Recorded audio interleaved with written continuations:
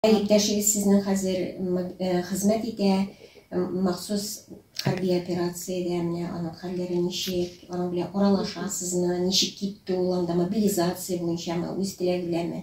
Менә шунысын да әйтеп үтегез инде.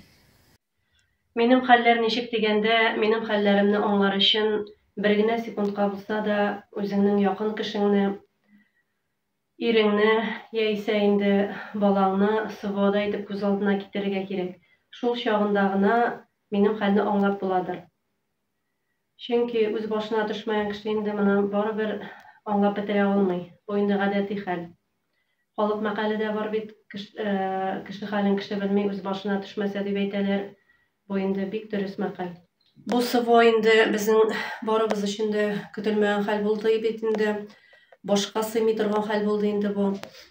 Матур гына яшәп ятканда, аяз көнне яшен суккандай, бу менә повестка килеп төшү, бу инде безнең гаилә өчен бик авыр хәл булды. Әле бер көнне улым бүлмәдә елап утыра. Соң әйтәм, улым, нәрсә булды? Ул инде безнең уколдан бик курка. Инде бер көнне әйтә, әнием ди, әтиемне ди кайтарсалар ди, мин ди 2-3 уколда ясатыр идем ди. Тизрәк ди, әтиемне генә кайтарсыннар иде, мин укол ясатырга да риза ди. Бик кайгыралар инде, бик сагыналар әтиләрен. Кыз инде һаман шуны әйтә инде. Әнием ди, безнең ди класста ди 34 бала ди, берсесенең әтие дә китмәгән ди. Ник ди минем әтине генә алдылар соң инде анда дип һаман шул сорауны бирә инде миңа. Отпускыга кайткач, отпускудан җибәрүләре дә бик кыен бит инде. Менә без аны көтеп торабыз инде отпускыга, инде йөрәк куркып тора инде. Ой, рәхмәт. Нәрсә диделәр әле? Алар беренче Луганскида булдылар инде.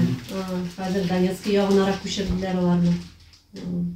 Менә учетна элек кирип киткәннәр передовойга, пока хәбәре юк әле. Эш пешеп тора һаман. Алар анда телефон бирмиләр алар. Әйе, телефон. Ой, спасибо. Рәхмәт. Рәхмәт, бик зур.